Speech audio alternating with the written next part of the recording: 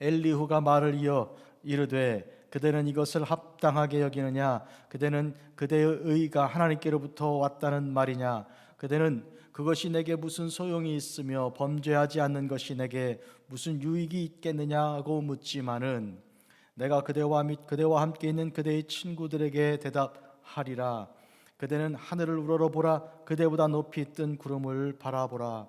그대가 범죄한들 하나님께 무슨 영향이 있겠으며 그대의 악행이 가득한들 하나님께 무슨 상관이 있겠으며 그대가 의로운들 하나님께 무엇을 드리겠으며 그가 그대의 손에서 무엇을 받으시겠느냐? 그대의 악은 그대와 같은 사람에게나 있는 것이요 그대의 공의는 어떤 인생에게도 있느니라. 아멘. 오늘 말씀은 엘리후가 욥에게 하는 말 32, 33, 34장을 거쳐서 이제 35장 이제 중반부로 들어섰습니다. 엘리후가 말을 이었다 하는 것은 엘리후가 이제 쉬었다가 다시 이제 연설을 시작하는 것인데 그대는 이것을 합당하게 여기느냐 무슨 뜻인가요? 그 앞서 이 욥이 하나님 앞에 회개하고 또 하나님께 또 정직하게 나아가야 될 것인데 계속 죄에 대하여 이제 회개도 하지 않고 반역을 더하는 그런 일이 하나님 앞에 어찌 온당한 것인가? 스스로 옳다고 인정하면서 하나님 앞에서 이제 죄를 용서받지 않는 그런 것이 합당하다고 생각하는가? 하나님 앞에 너는 얼마나 작은 인생인가 돌아보게 지금 하는 말입니다. 그대는 그대의 의가 하나님께로부터 왔다고 여기는가? 스스로 의롭다고 주장하는 것을 하나님께서 주신 거라고 생각하는가? 욥은 그렇게 생각합니다. 욥은 자기가 죄인이 아니라고 말한 적이 한 번도 없습니다. 다만 지금 받는 이 고난이 특별한 어떤 죄 때문에 왔다고 생각하지 않을 뿐입니다. 고난은 하나님께서 주실 수 있는 것이고 가져가신 분이 주시고 주신 분이 가져가실 수 있는 그런 분이라고 그는 인정하고 있는 것이지 특별히 무슨 죄 때문에 기계적으로 그것이 어떤 일에 대한 그런 열매로 주어졌다고 여기지 않습니다. 왜냐하면 그는 예배하는 예배 인간이기 때문이고 예배를 받으시는 하나님께서는 속죄물을 통해서 번제물을 통해서 희생제물을 통해서 인간의 모든 죄를 대신 속량하시는 분이시기 때문이죠. 그러면 값은 벌써 하나님께서 받으신 것이고 치르신 것입니다. 그렇다면 그가 주장하는 의라는 것은 하나님이 주신 의이지 자기가 본래 그런 의인이 아닙니다. 한데 엘리후는 그것을 지금 바르게 이해하지 못하고 어째서 그대는 그대의 의가 하나님께로부터 왔다고 말하느냐 이렇게 말합니다. 하나님께로부터 왔는 것을 대해서 의문을 제기하는 것이죠. 또한 그대는 그것이 내게 무슨 소용이 있으며 범죄하지 않는 것이 내게 무슨 유익이 있겠느냐고 묻지만은 무슨 얘기인가요? 범죄하지 않는 것이 내게 무슨 유익이 있는가? 범죄하지 않는 것이 유익한 일이죠. 하나님 앞에 죄 짓지 않고 살아가는 것만큼 소중한 일이 또 어디 있습니까? 근데 그것이 무슨 유익한 것이냐라고 묻는다고 지금 엘리후는 그를 오해하여 말하고 있습니다. 내가 그대와 그대의 친구들에게 말하겠다. 엘리후는 욥만 아니고 세 친구들에게 함께 상대하여 말하고 있습니다. 자, 하늘을 보라. 머리 위에 떠 있는 구름이 얼마나 높이 있는가. 그러니 인생은 이 바닥에 이 땅에 있고 구름이 얼마나 높은 곳에 있습니까? 그런데 하나님께서는 구름보다 더 높은 곳에 계시지 않는가? 이제 엘리후는 욥과 하나님 사이에 높은 거리를, 엄청난 거리를 지금 지적합니다. 그대가 범죄한들 하나님께 무슨 영향이 있겠으며 그대가 악행이 가득한들 하나님께 무슨 상관이 있겠으며 이 말은 잘 보세요.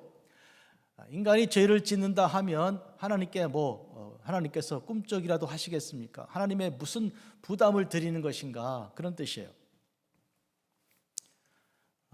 땅 밑에 있는 우리가 눈에 볼 수 없는 벌레가 꿈지럭거린다 한들 그것 때문에 인간에게 무슨 해를 끼치게 되겠습니까?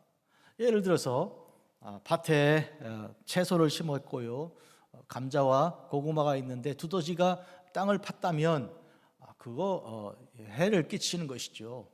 두더지를 어떻게 처리해야 수확을 이제 확보할 수 있는 것이니까요. 또 여우가 들어와서 닭장을 공격한다면 그 주인은 참 불편한 일이죠. 그리고 여우에 대해서 어떤 경계심을 가지고 필요하면 보초를 서거나 혹은 가시철망을 설치하거나 이렇게 방비를 해야 되겠죠. 그렇지만 땅 밑에 보이지도 않는 어떤 아주 작은 그런 벌레 같은 것들이 움직이는 것과 그 행동들에 대해서는 인간은 신경 쓰지 않습니다. 그거 일일이 언제 신경 쓰겠습니까? 아무런 해를 끼치지 않는데요. 감자를 거두고 고구마를 캐고 그리고 곡식을 거두는 일에 전혀 영향을 미치지 않습니다. 그와 같은 의미에서 인간은 하나님과 관계가 그렇다는 것이죠.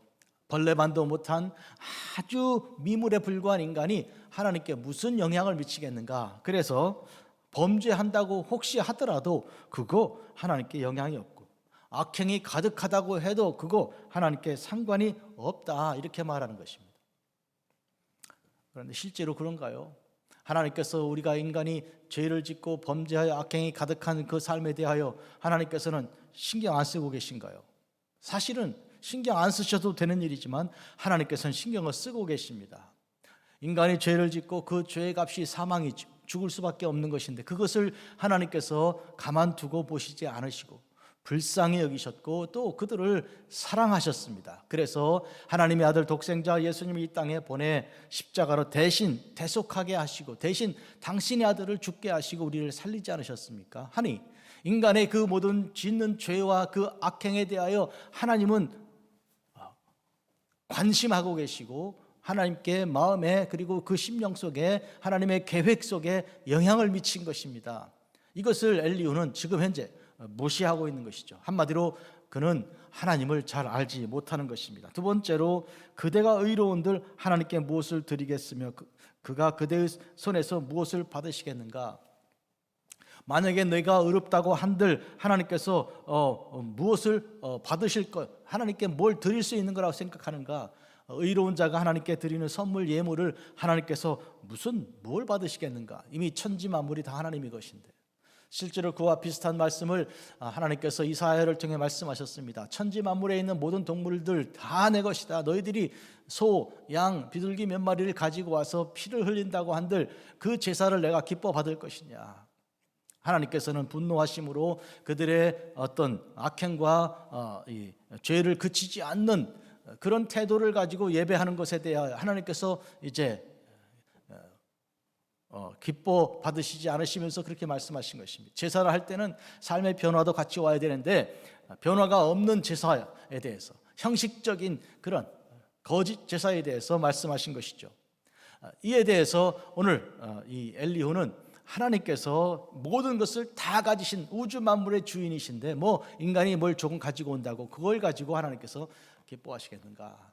그러나 사실 그렇지가 않습니다.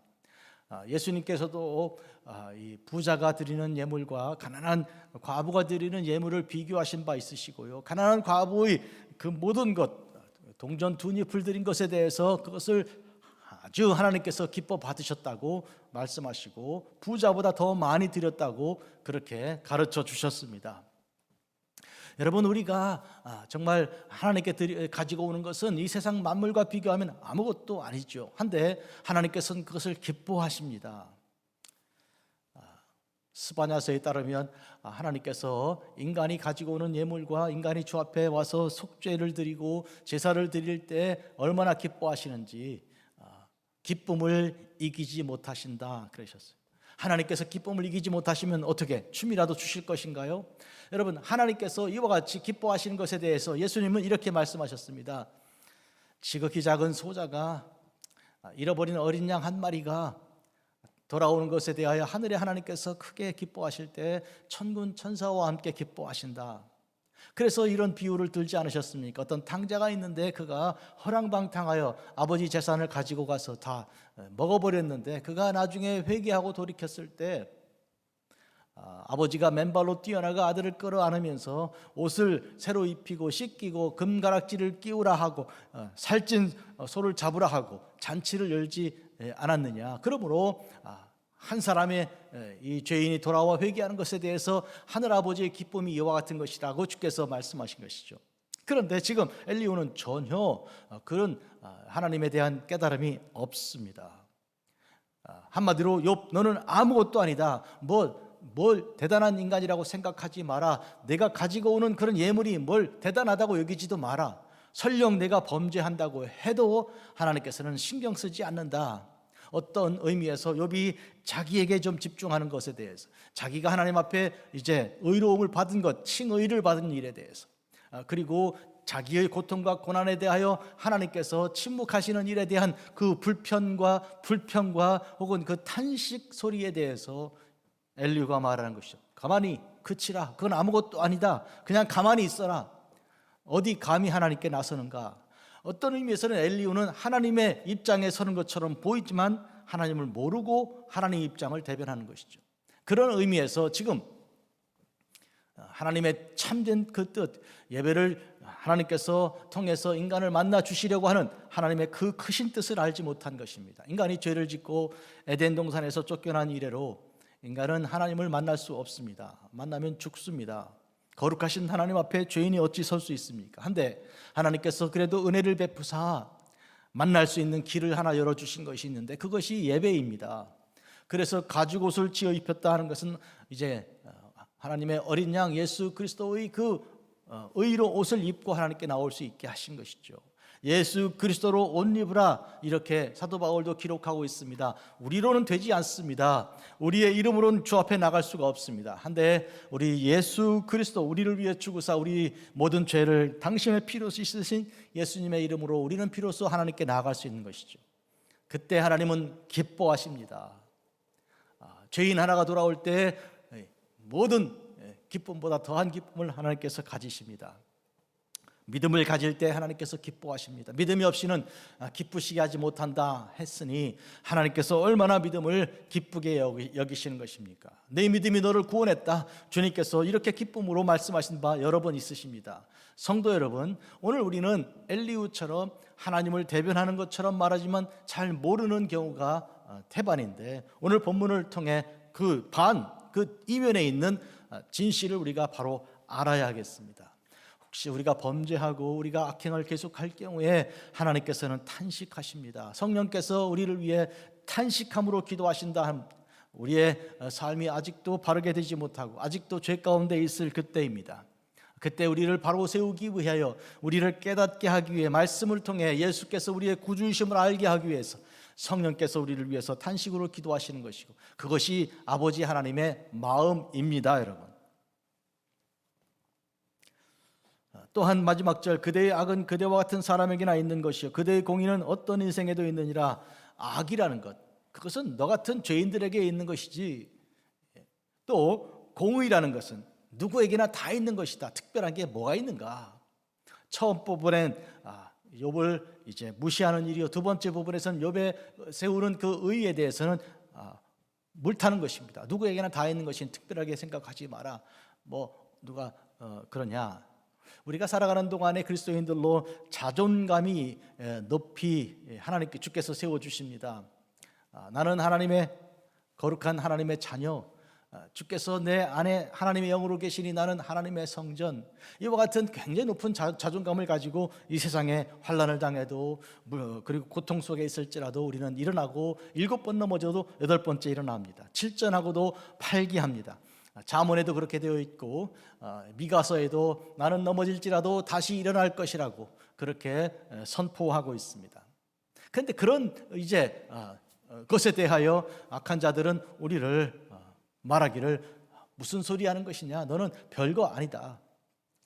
너 같은 인간에게는 그 죄가 당연한 것이고 또 너가 주장하는 그 의라는 것은 여기 이 사람에게도 있고 저 사람에게도 있는 것이니 특별하지 않다. 전혀 특별하지가 않다. 이렇게 말하는 것입니다. 이 또한 옳지가 않습니다. 하나님께서 우리에게 각자에게 허락하신 하나님의 은혜는 귀하고 귀하며 아름답고 아름다우며 전혀 비교하여 남들과 비교해서 손색이 없을 만큼 소중한 것입니다. 우리의 생명이 소중하고 우리의 사명이 소중하고 우리가 가는 길이 주 안에서 소중한 것입니다. 이를 위해서 주께서 십자가에 피 흘리신 것이죠. 성도 여러분, 오늘 우리는 특별히 우리가 범죄한들 하나님께 무슨 영향이 있겠으며 우리 악행이 가득한들 하나님께 무슨 상관이 있겠는가 하는 이 상당히 좀 어느 정도 비관적이고 또 비웃는 이런 입장을 우리가 많이 세상에서 듣습니다. 또 우리 스스로가 그렇게 인정하면 우리 자신이 굉장히 우울해집니다. 그리고 아무것도 아니라는 느낌, 자존감이 아주 땅에 떨어진 그런 상태에서 작은 일에도 큰 상처를 받게 되지요. 그러나 그렇지 않습니다. 우리가 하나님께 뭘 드릴 수 있도록 주께서 허락하시고 그렇게 드리는 것에 대하여 하나님 기뻐하시는 것을 알면 우리가 하나님께 나아가기를 주저하지 않을 것입니다. 내가 하나님께로 가면 하나님 나를 얼마나 기뻐하실까, 이것을 알면 우리는 하나님께로 가는 길이 밝아질 것입니다. 자녀들이 어렸을 때나 성장한 이후에나 나이 들었을 때도 부모의 집을 찾아가는 그 발걸음에서 큰 힘을 얻지 않아요. 삶이 고단하고 힘들고 학교 다닐 때는 공부가 어렵고 또 인간관계가 고통스럽고 직장 생활할 때나 그 밖에 여러 인생의 사회생활하는 그런 가운데서도 어려울 때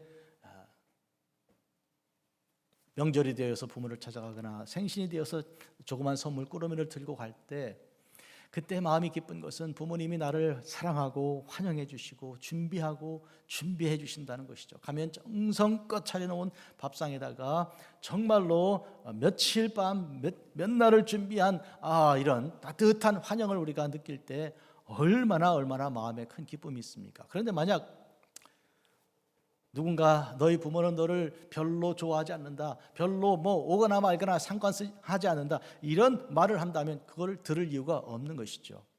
실제로 이것을 하나님께 적용하면 하나님께서 우리를 기뻐하시고 사랑하사 우리가 인간의 그 죄 가운데 빠져 범죄함 가운데 죽을 수밖에 없는 가운데 죽지 않고 예수 그리스도의 이름을 믿고 하나님께서 보내신 자, 하늘에서 내려오신 자 예수 그리스도를 영접하여 영원히 멸망하지 않고 영생을 얻는 그런 삶을 살게 될 때 하나님께서 기뻐하시고 또 기뻐하시는 것입니다.